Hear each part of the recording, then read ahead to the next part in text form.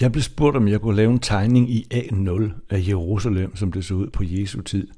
Så det havde jeg jo aldrig prøvet før, så jeg svarede naturligvis, at det kunne jeg da sagtens. Sagen var den, at en håndfuld præster på Fyn havde udviklet et brætspil, der skulle anvendes i forbindelse med konfirmationsforberedelsen. Men i stedet for, at eleverne skulle sidde stille og høre en lang påskeberetning blive læst højt, kunne de med spillet aktivt følge Jesus fodspor igennem Jerusalem, skærtorsdag, langfredag osv. Uden at det har relevans overhovedet, så er jeg jo ikke selv en, der har brugt meget tid på at finde Jesus, men jeg har flere gange forsøgt at finde Holger, så jeg var jo helt med på, hvordan den her tegning skulle se ud.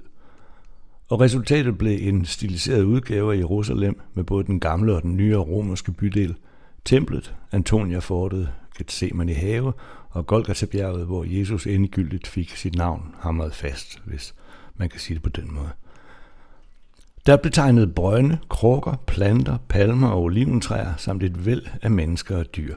Der blev tegnet soldater og gladiatorer, romerske borgere og lokale kameldrivere, geschæftige købmænd, utilfredse kunder, grædekoner, sladderkællinger, Jesus selv og lige nøjagtigt 12 disciple. Tog det lang tid, kunne man så spørge? Ja, det tog omtrent et år. Men sådan er vilkårene altså, når man arbejder for præstestanden. Med deres stålsatte tro på et evigt liv virker det bare ikke, som om de arbejder med egentlige deadlines, og derfor opstod der også nogle lidt halvlange gab undervejs, når tingene blev sendt i korrektur. Disse pauser benyttede jeg så til at krydre tegningen yderligere, når jeg havde tid til overs. Derfor kan man finde forskellige påskeæg, ja, det hedder de altså, rundt omkring på spillepladen.